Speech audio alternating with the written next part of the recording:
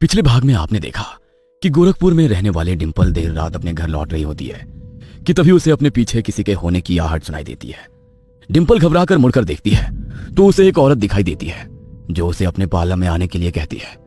कुछ दिन बाद डिंपल के चेहरे पर ढेरों लाल दाने निकल आते हैं जिससे उसकी स्किन बहुत खराब हो जाती है। अपने स्किन का ट्रीटमेंट कराने के लिए डिंपल उस महिला के पार्लर में पहुंच जाती है, लेकिन अब उसे कुछ अजीबोगरीब सा अनुभव हो रहा था। कामिनी उसके चेहरे पर निकले हुए दानों को ठीक करने का दावा करती है और डिंपल के आंखों पर पट्टी बांधकर उसकी ब्यूटी ट्रीटमेंट करने लगती है। ट्रीटमेंट के बाद डिंपल अपना चेहरा देखकर बिल्कुल हैरान रह जाती है क्योंकि अब उसका चेहरा पहले से कहीं ज्यादा खूबसूरत नजर आ रहा था। अब आगे। मैं तो फैन हो गई आपकी। अब आप बस जल्दी से बताइए कि मेरी नेक्स्ट सिटिंग है कब। नीरू के साथ जाओ, वो तुम्हारी अपॉइंटमेंट फिक्स कर देगी। और सुनो, इतने खूबसूरत बाल हैं तुम्हारे, उनकी केयर तो अच्छे से करती हो ना? आजकल लोगों के बाल बहुत झड़ रहे हैं, तुम अपने बालों को हिफाजत से रखना। अरे आप हो ना मेरे बालों की केयर करने को, अब मुझे कोई टेंशन नहीं है। मैं तो वैसे कुछ खास केयर नहीं करती हूँ, पर आप बताओ ना मुझे क्या करना चाहिए अपने बालों के लिए। अरे तुम आ रही हो ना नेक्स्ट सिटिंग में, तो फेस के साथ तुम्हारे बालों का ट्रीटमेंट भी फ्री में करके दूंगी। अच्छा ये लो, ये क्रीम है, अंधेरा होने के बाद ही लगानी है, इस पर दिन की रोशनी नहीं पड़नी चाहिए। डिंपल ने अगली सिटिंग की डेट ले ली थी और उसके बाद वो क्रीम लेकर थैंक यू कहते हुए पार्लर से बाहर निकल जाती है। डिंपल के जाने के बाद। नीरू, मैं तो पूरे टाइम बिजी थी, तुमने सब संभाल कर रख लिया है ना? कोई गलती तो नहीं की ना? गलती का अंजाम तो तुम जानती ही हो। नहीं, मैंने कोई गलती नहीं की, मुझे पता है हमारे काम में गलती के लिए कोई गुंजाइश नहीं है। कामिनी ब्यूटी पार्लर की घटनाओं को समझने के लिए कहानी को अंत तक देखना ना भूलें। ब्यूटी ट्रीटमेंट करवाने के बाद डिंपल अपने घर लौट आई थी। अगले दिन सुबह। अरे मैं तो भूल ही गई थी, कामिनी जी ने मुझे फेस पर लगाने के लिए क्रीम दी थी जिसे रात में ही अप्लाई करना था। ऐसा करती हूँ, अभी लगा लेती हूँ। डिंपल कामिनी की दी हुई क्रीम को निकालती है और जैसे ही वो ढक्कन खोलती है डर के मारे उसके मुंह से एक चीख निकल जाती है। ये क्या, ये कैसी क्रीम है? इस डब्बे में तो कीड़े रेंग रहे हैं। छी! डिंपल के चीखने की आवाज सुनकर उसकी माँ दौड़कर उसके कमरे में आ जाती है। अरे बेटा क्या बात है, तुम चीखी क्यों? सब ठीक तो है ना?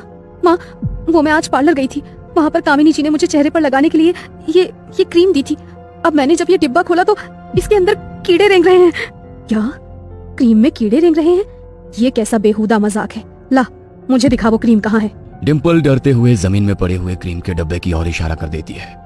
डिंपल की माँ उस डब्बे को उठाती है और खोलकर देखने के बाद कामिनी की तरफ देखने लगती है।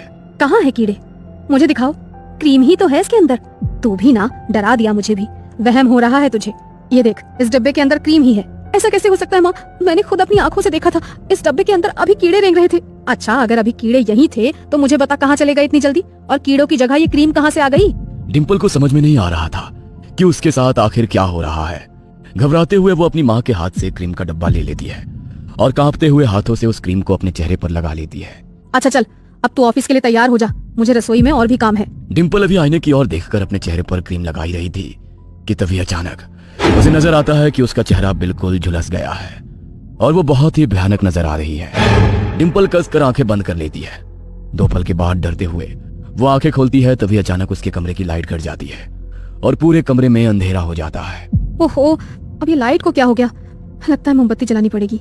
डिंपल कमरे में रखी हुई मोमबत्ती को जलाकर फिर से आईने के सामने आकर खड़ी हो जाती है। जैसे ही वो आईने में अपना चेहरा देखती है उसे अपने पीछे एक भयानक सी परछाई दिखाई देती है जिसे देखकर एक बार फिर उसके मुंह से चीख निकल जाती है। डिंपल आंखें बंद करके अपनी माँ को पुकार रही थी। अरे बाबा क्या हो गया? ये मोमबत्ती हाथ में लेकर क्यों खड़ी है तू? माँ, लाइट जाने के बाद मैंने मोमबत्ती जलाई और जैसे ही मैंने आईने में देखा तो मुझे अपने पीछे एक औरत की परछाई दिखाई दी। उसका पूरा चेहरा लंबे काले बालों से ढका हुआ था। मुझे बहुत डर लग रहा है माँ। तुझे हुआ क्या है? मुझे यही समझ नहीं आ रहा। किसने कहा कि अभी अभी लाइट चली गई थी? लाइट तो आ रही है पूरे घर की। मैं तो यही रसोई में काम कर रही हूँ ना, और जब लाइट गई ही नहीं तो तूने मोमबत्ती क्यों जलाई? और बेटा कौन लड़की आएगी कमरे में? मुझे तो यहाँ कोई नजर नहीं आ रहा। सुन, तू ऐसा कर, आज की छुट्टी ले ले, घर में ही आराम कर। मुझे तेरी तबीयत कुछ ठीक नहीं लग रही है। ऑफिस में काम बहुत ज्यादा है क्या बेटा? अरे आप समझती क्यों नहीं हो माँ? मैं कोई पागल नहीं हूँ, मेरी बात का यकीन करो। कुछ है जो अपने आप का एहसास मुझे बार बार करा रहा है। पहले तो मुझे भी यही लग रहा था कि शायद मुझे वहम हो रहा है, लेकिन अब समझ में आया कि वो सब वहम नहीं था। बार बार मतलब पहले भी कुछ हुआ है क्या? माँ, आज जब मैं पार्लर में थी वहाँ भी मुझे ऐसा ही लगा जैसे कोई काली सी परछाई वहाँ पर घूम रही हो। पार्लर में अंदर जाने लगी तो पता नहीं कहाँ से एक घूंघट वाली औरत मेरे सामने आ गई। आपको पता है वो मुझसे कह रही थी कि बहुत पछताऊंगी मैं। जब मैंने उससे पूछा कि कौन है वो तो पता नहीं कहाँ धुएं की तरह गायब हो गई। उसके बाद अभी यहाँ भी मैंने वैसी ही परछाई देखी जैसी पार्लर में दिखाई दी थी। बेटा तू अंधेरा होने के बाद रोज घर पहुँचती है, कहीं ऐसा तो नहीं कि चौराहा पार करते समय तेरा पैर किसी गलत चीज पर पड़ गया हो। दिन छिपने के बाद इसीलिए तो अकेले घर से निकलने को बड़े बुजुर्ग मना किया करते हैं। मुझे नहीं पता माँ मेरे साथ क्या हो रहा है, क्यों हो रहा है, बस मुझे इन सब चीजों से बचा लीजिए वरना मैं पागल हो जाऊंगी। अच्छा सुन, तू चिंता मत कर, मैं अभी तेरी चाची से फोन करके कुछ उपाय पूछती हूँ। वो गाँव में रहती है ना, कुछ न कुछ टोटका जानती ही होंगी। हेलो शांति, सुन एक बात करनी थी। डिम्पल बिटिया जाने क्यों बार बार डर जा रही है। हमें लगता है कहीं चौराहे पर पांव आया है उसका, इसीलिए डर गई है। तू पता लगाना, कोई है जो झाड़ना जानता हो। हाँ ठीक है, हम पता लगाते हैं, कुछ देर बाद आपको फोन करते हैं। जीजी हमने पता लगवाया है, बड़े महाराज जी तो एक सप्ताह तक गांव में हैं ही नहीं, हरिद्वार गए हैं। एक बार वो लौट आए फिर मैं उन्हें सारी समस्या बताकर समाधान पूछती हूँ। तब तक आप जरा ध्यान रखो बिटिया का, जवान लड़की है, हमारा तो जी घबरा रहा है। चाची ने फोन रख दिया था। डिम्पल के मन में डर बैठा हुआ था। छोटी से छोटी आहट पर अब उसका दिल धक से हो जाता था, लेकिन वो हौसला हारने वालों में से नहीं थी। नाश्ता करने के बाद माँ बार बार वो परछाई आंखों के सामने दिखाई देती है, क्या सच है क्या वहम है, कुछ समझ नहीं आ रहा।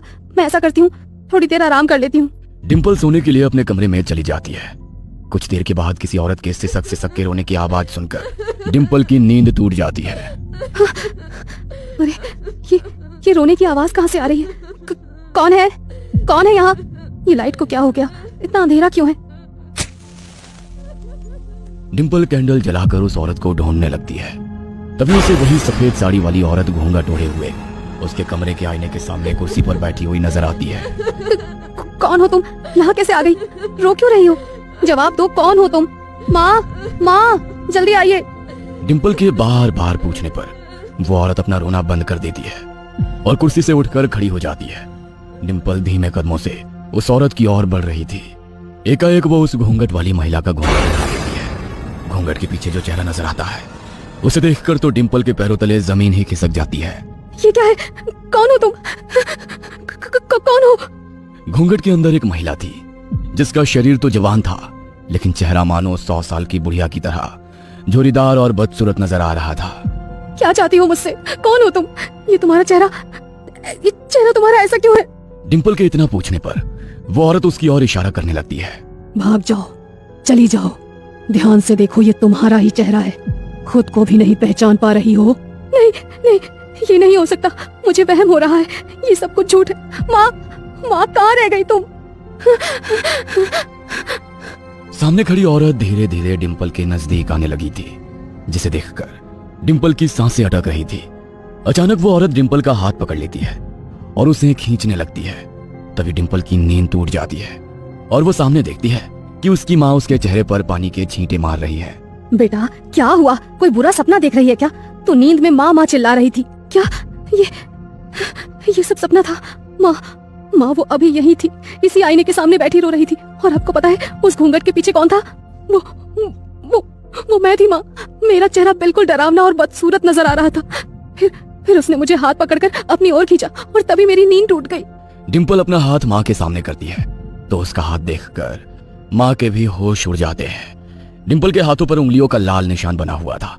ऐसा लगता था मानो किसी ने बहुत मजबूती से उसे पकड़ कर रखा था। देख लिया माँ आपने, मैं कह रही हूँ ना, वो सपना नहीं था, वो यही थी। उसने सच में मुझे अपनी तरफ खींचा। पता नहीं वो क्या चाहती है मुझसे। मुझे लगता है वो मुझे अपने साथ अपनी दुनिया में ले जाना चाहती है। अरे बेटा ऐसी बातें नहीं करते, तू परेशान मत हो। मैं आज बात करती हूँ पंडित जी से, कोई ताबीज बनवाती हूँ। जरूर ये कोई बुरी आत्मा है, लेकिन तुम घबराना नहीं। डिम्पल की माँ तुरंत बड़े मंदिर जाकर एक नजर का धागा बनवाती है और लाकर अपनी बेटी को पहना देती है। धागा पहनने के बाद अब डिम्पल को कुछ हल्का महसूस हो रहा था। अगले दिन सबसे पहले कामिनी की दी हुई क्रीम लगा लेती हूँ, वरना इतना महंगा ट्रीटमेंट बर्बाद हो जाएगा और मेरी स्किन पहले की तरह ही हो जाएगी। डिम्पल कामिनी की दी हुई क्रीम लगाती है। उसे अपना चेहरा पहले से और भी बेहतर नजर आ रहा था। तबीयत भी ठीक लग रही थी, इसलिए आज वो ऑफिस जाने का मन बना लेती है। ऑफिस से लौटते हुए उसे याद आता है कि आज तो उसकी कामिनी के पास अपॉइंटमेंट भी है। डिम्पल पार्लर में पहुंच जाती है। पार्लर के अंदर जाकर वो देखती है कि नीरू किसी कांच के जार में कटे हुए बाल भरकर ले जा रही है। अरे नीरू, इन कटे हुए बालों को लेकर कहाँ जा रही हो तुम? इनका क्या करोगी? डिम्पल की आवाज सुनकर नीरू एकाएक ठिठक जाती है। क्या डिम्पल के ऊपर जो बला थी वो टल गई है? क्या अब उसे अपने आसपास कोई अनहोनी होती दिखाई नहीं देगी? क्या कामिनी का इन घटनाओं के साथ कोई संबंध है? आखिर क्या चल रहा है कामिनी ब्यूटी पार्लर में? जानने के लिए कहानी का अगला भाग देखना ना भूलें।